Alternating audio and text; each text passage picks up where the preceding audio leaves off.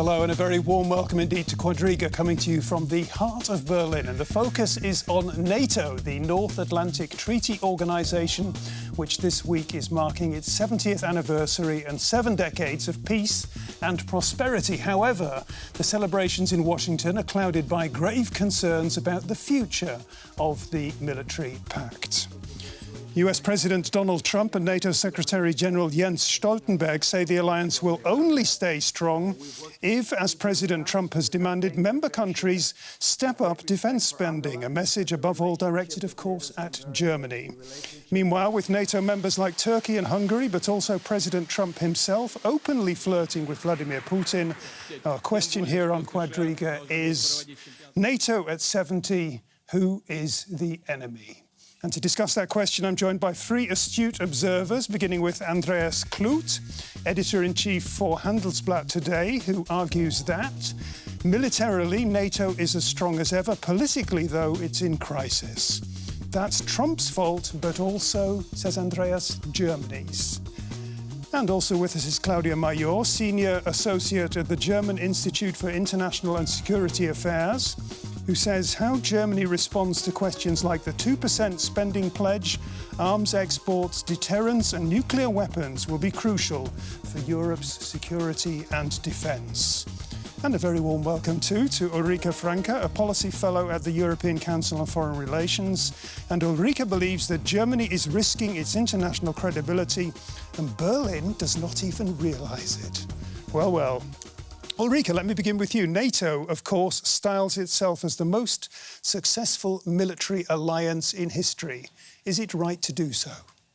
I think it is right to do so, because NATO is indeed the most successful military alliance. And NATO, for the last 70 years, has guaranteed peace within Europe, peace in a transatlantic relationship, and in fact really is a big and very important part of the transatlantic relationship. And it seems to me that sometimes when we talk about the military aspects, we seem to forget that this is also just a core pillar of the transatlantic relationship, which, as we all know, at the moment, has its major problems. Andreas, a 7-decade success story maybe, but the celebrations to mark the anniversary in Washington have been described variously as restrained, low-key, nervous, or even ugly. What's the problem? The problem is that there's a separation between the American public, the American elite, as represented in Congress, and the American president.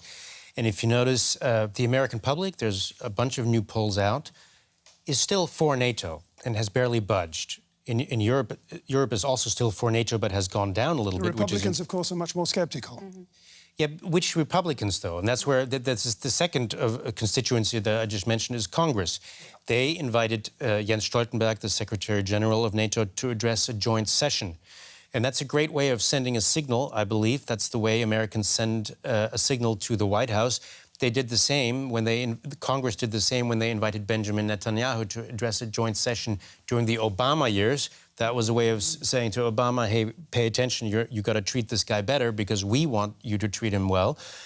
Congress is for NATO and behind NATO, and the Republicans as well, I think. And it's just really Trump and his characters around him that have sowed so much doubt. OK, Claudia, the UK Guardian newspaper carried a piece saying that the secret of NATO's long life, I'm quoting here, is that it is not just a military alliance. That's a point we heard earlier. Do you go along with that? Yes, I think that the particular strength of NATO is the cohesion of 29 and soon 30 member states. If all those countries agree, if they stick together, if they really show solidarity, that's a really strong signal. So that means that the political cohesion, the political credibility actually makes a military strength. If you attack one country, you attack all. You have the whole NATO that's going to respond. And that's an enormous sign of strength that we are sending. That also means if there are internal problems, then the military weakness and the political weakness is getting bigger. And that's a problem which we have in the moment. We have on the one hand problems inside Europe, with Germany, with Turkey, with the UK. So there are struggles, Poland. And then, in addition, we have the transatlantic problems. So one of the big kind of quandaries we have, how we keep the inner cohesion, how we keep the solidarity, because only if it's united, this alliance, it's going to be strong, it's going to be credible in terms of defence and deterrence. And that's a major challenge in the moment. OK, some very interesting opening statements there. Lots to talk about. Before we do that talking, let's have a look at what the NATO military alliance is all about. And we're going to begin at the beginning with the signing in 1949 of the North Atlantic Treaty, often called the Washington Treaty. Shortly after the Second World War ended, 12 countries founded the North Atlantic Treaty Organization, among them Britain, France, Belgium, the United States, and Canada. The Western Allies saw a need to contain the Soviet Union and mount a swift defense against a potential Soviet attack. The principle was that an attack on any NATO member would be seen as an attack against all. The fall of the Berlin Wall and the Soviet Union's breakup brought a fundamental shift in the geopolitical situation. NATO accepted Eastern European and Baltic countries as members. The threat from asymmetrical conflicts and terrorism worldwide forced the alliance to revise its strategies. U.S. President Trump has injected uncertainty into the NATO alliance. How does the future look for NATO? Ulrike, when we talk about the future of NATO, who, in essence, at this point in time, who or what is the enemy? Is it, in essence, Vladimir Putin and Vladimir Putin's Russia? As it is always the case, the answer is more complicated than that. No, I wouldn't say that the main enemy is Russia. I don't think that that's the situation at the moment. That being said, you know, in terms of actual military threats, yes, I do think that Europe is still somewhat threatened militarily by Russia, and that's why it is also important to have NATO. But NATO really goes beyond that, and that's what I meant with my opening statement. NATO is about, you know, political cohesion. NATO is about the alliance, the political alliance between the transatlantic countries. So it's not, I don't think it's helpful to frame NATO with this idea of, you know, who's the main threat in mind. Jens Stoltenberg says we must not be naive about the Russian president. Yeah. I agree with that. And I think, you know, within Europe, there's a lot of debate about Russia's intention, and no one really knows. And there's a lot of disagreement among European allies on that. And yes, we absolutely shouldn't be naive. But I don't want to make the argument that we need NATO only because of Russia. Time has moved on. We're no longer in a Cold War, and NATO has been doing many things other than, you know, just defend against Russia. There are many other threats out there. It's a scary world. I made my list, Claudia. China, cyber threats, terrorism, hybrid warfare and migration. I don't know what you have to add to that. How can NATO continue to defend successfully 930 million people from 29 different countries against all those threats? My first reaction might surprise you, but I think the precondition to actually think about successful defence is sticking together as a political union. Because only if you have all countries agreeing that we need to do something, NATO remains relevant. And then you have to think about what's the short-term problem and what's the long-term problem. So in the short term or middle term, you obviously have Russia. Russia just violated the INF Treaty, the one which abolished or forbid intermediate nuclear weapon systems. So there's a problem. They have a military problem. In the same time, you have stabilization issues on the southern flank of NATO, so failing states, corruption, all this what you have in the kind of southern area of Europe. And then you have to look beyond. And I think one of the issues about the Europeans need to think, and NATO needs to think, is China. The Americans agree that the next leitmotif, or the current leitmotif actually, is great power competition, Russia, and mainly China. So the question for us Europeans is, do we agree? If we agree, what does it mean? Do we have an active role to play? Do we have a kind of more passive role to play?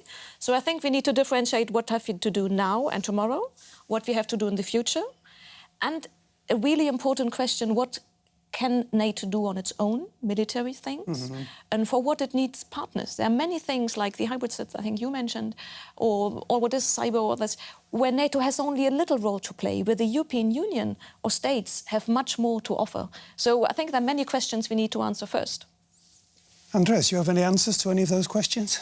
Well, you've put up about 20 of them in the last 5 seconds. But I mean, I would say I completely agree that Russia is not the only threat, and that NATO we've had this for 20, 30 years, out of area or out of business, this debate of where should, how far should NATO go? But I think Russia is the most immediate threat. And in fact, the more immediate it is as a threat, the more easily NATO will, the 29, soon 30, will be able to maintain that political cohesion.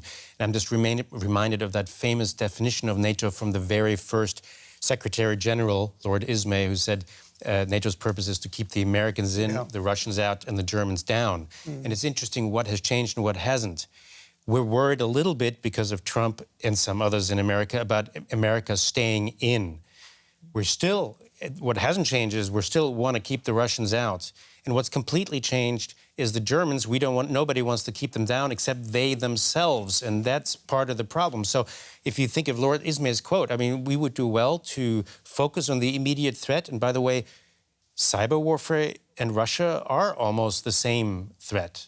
Yeah, so we have that. I mean, there's also from others, China. Okay, so that's the same threat. Hybrid warfare is again Russia. I mean, they wouldn't go in with tanks into the Baltics. They would send green men and take down a few computers and spread fake news, go out again after. They would make NATO look foolish so that NATO starts bickering with each other. That's the problem. So I think it is Russia, as before, and not all the members are playing their fair share at the moment. Can I just briefly intersect here, because you said we worry a little bit about the United States. I think we worry quite a lot about the United States leaving and withdrawing from NATO. And for me, this isn't just a Trump issue. I mean, we've all seen these reports in the New York Times and elsewhere where Donald Trump said that he's considering withdrawing from NATO. And it is true that Congress doesn't want that.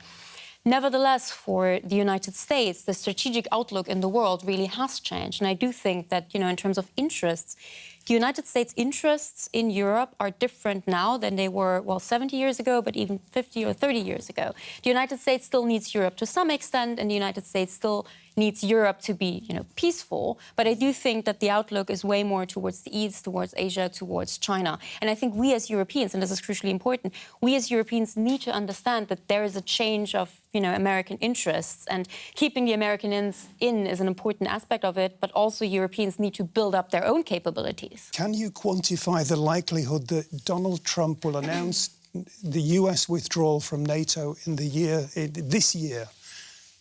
It has been actively rumoured. I mean, you were talking about these articles from the US, and we've got Stoltenberg as well saying that there's great concern among the Europeans about the next tweet. Yeah. There is one small footnote. Militarily, America has been building up its NATO commitment. Yeah. The rhetoric from the president is going the other way, but that's... But even the Secretary General is concerned that their tweet is going to land on his table or in his mobile device, and Donald Trump is going to announce that's the end of the story. But I think we have two scenarios. One is he just moves out and everybody is shocked. But I think it's maybe more dangerous scenario is that he's just not longer interested in. Exactly. He doesn't need to leave NATO to really weaken it. If the US is politically less committed, if they're militarily less committed, if they don't talk really highly about NATO and the allies, if they just say, maybe Poland is, or maybe Germany is not a good ally, maybe we are not really committed, that's already a problem, because again, the credibility of NATO is all countries being together. And if the biggest ally, the most important in military, political and nuclear terms, if this ally says, actually, I don't really care anymore, then NATO has a major problem. And then we come to what Ulrike Franke just mentioned. What is our European answer? Are we ready to take on more responsibility? I read one contributor, a journalist, say that it's time for the Europeans to tend their own garden. In the 90s, when the Balkan War started, one of the European politicians says, this is the hour of Europe. Yeah. And you know what happened afterwards? It wasn't the hour of Europe. So I'm always a bit concerned. I think the Europeans don't have a choice. They need to do more in security and in foreign policy and defence. They need to do a lot more. But they should a little bit shy away from this big rhetoric which we often have in Europe. So we need to think about what we should do, what we can do, without the US or with Sorry, little I'd like competition. to pick up on that point, shy away from the big rhetoric. The big rhetoric that Wolfgang Ischinger, for example, from the Munich Security Conference, an influential voice here in Germany, said it is time now. Europe's political task is its own emancipation. Is that too much? Well, first of all, I like your metaphor that you just pulled up about tending its own gardening, because what does that evoke? A bunch of aging Europeans cutting rose bushes while there's Putin's tanks on the outside. So that tending the garden is exactly the problem. I know Wolfgang Ischinger has issued that call, so do a lot of people. I don't see any of it, even on the horizon. Again, the Germans are part of the problem. We can, I'm sure, get to that. But they don't have the same military or geostrategic traditions, the French, the Germans, the others. And they attack it in the typical European way with bureaucracy and acronyms. So you have a lot of things. They're named PESCO and CARD, but they can't even agree. That's a point you've made, Claudia. The French and Germans can't even agree on what arms to export to which countries, given that they supply components to the same weapons sometimes. They're at loggerheads over everything. And I think the chance that if there was an actual security crisis, like a Russian attack of some sort, that these armies would fight as one army in the coming generation is very low. Just talking about the possibilities that the Europeans have, the options that the Europeans need to address. At the top of the show in your statement, Claudia, you talked about nuclear weapons. Were you talking about Germany or possibly accessing a nuclear option at some stage in the future? No. I was talking more largely about deterrence in Europe. Last year, the US openly accused Russia of violating the INF Treaty, and now both countries are going to walk out of the treaty. That was a milestone of a security order in Europe, and that actually shows that we have a return of nuclear weapons in security and in defense in Europe. That's a very unpleasant topic. But the questions the Europeans need to ask is, what are we going to do if Russia has nuclear weapons pointed to Europe? What is our answer? In Europe, with the US, is it a conventional answer? Is it a disarmament initiative? So we don't like that topic, particularly we don't like it in Germany, but we need to talk about what is our reaction. And the second nuclear topic which we have is if the US is less interested in Europe, but in the same time, the US provides a nuclear umbrella that protects Europe. The US is less interested. What we are going to do? Is there a replacement? Is there a Franco-British answer? Is there a European answer? And the third nuclear question is the Germans, because the Germans participate in the nuclear deterrence with airplanes which are too old and needs to be replaced. So the nuclear questions coming from all angles, and particularly in Germany, it's a very uneasy, unpleasant topic. But we need to talk about it. And that's going to be, I'm afraid, it's going to be a big mess this year.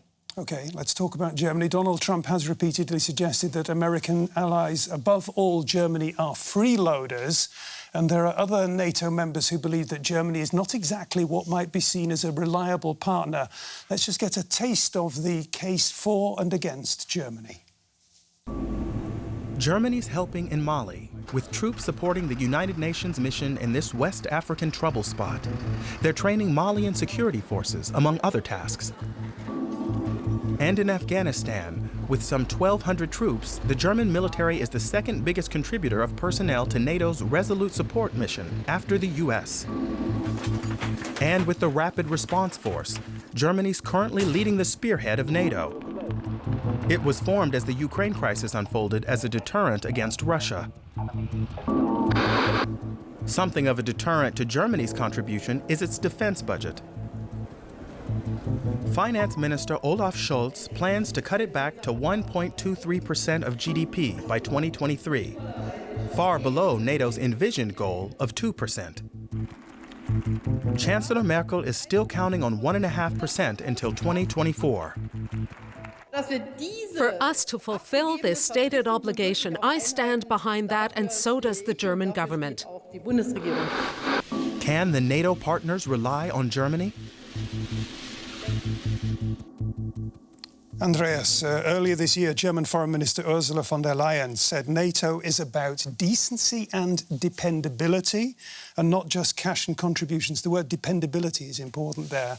More and more of Germany's allies are beginning to doubt that Germany is a reliable actor. What's your take on all that? They're not wrong. I mean, I'm not sure they're right, but they're not wrong. And this goes back, you have to understand, this is not about Trump. This goes back several administrations.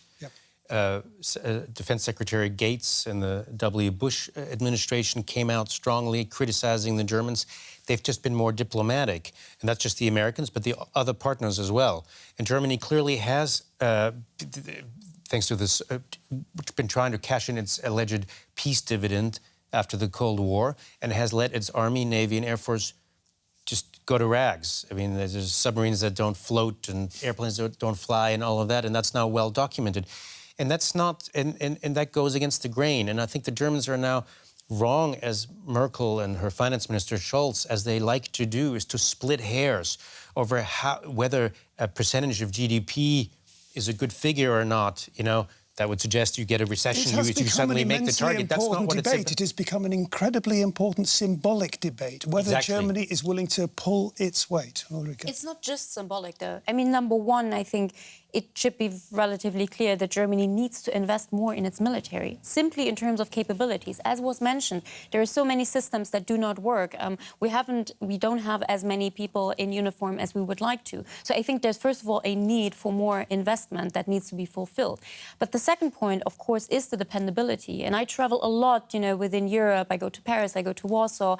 And I don't think Berlin realizes to what extent it has lost, really, the trust of its European Of course they know. I mean, what do you mean with Berlin? You mean the Berlin political leadership, the establishment here? I don't but they know, so of course they know that Germany's credibility is at risk. But whenever I talk to them, they tell me, oh, you know what, don't trust the numbers we currently have on the table. It's going to go up. I mean, defense spending, right? It's going to go up in the budget process. It's going to be fine. We're going to get towards the 1.5%. And what do you say to that sophistry when it's presented to you? I look at the numbers that are actually on the table, as do all the other European and transatlantic allies, and we see that we are nowhere near the 1.5 that Germany said it's going to achieve, and of course we are nowhere near the 2% that Germany said it would achieve by 2024. And this is a terrible signal. And quite honestly, no, I don't think that the Berlin establishment really realizes how badly that reflects on them.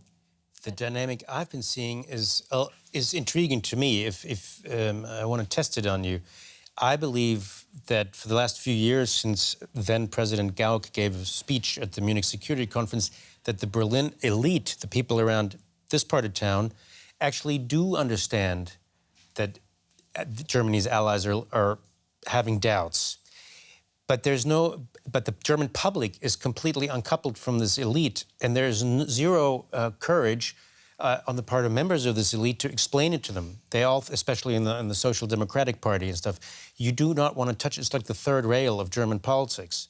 So I think no one's actually brought foreign policy, security policy, and the need to arm for real threats to the public. But they know that the public doesn't want to hear all of that.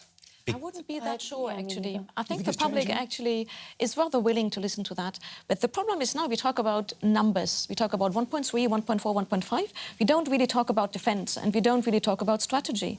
And I think one of the major problems Germany has, it does a lot in defense. I mean, if you look at the defense budget, 10 years ago, or 2013, we were at 33 billion. Now we are at 43, so things moved indeed. And Germany is doing a lot in NATO.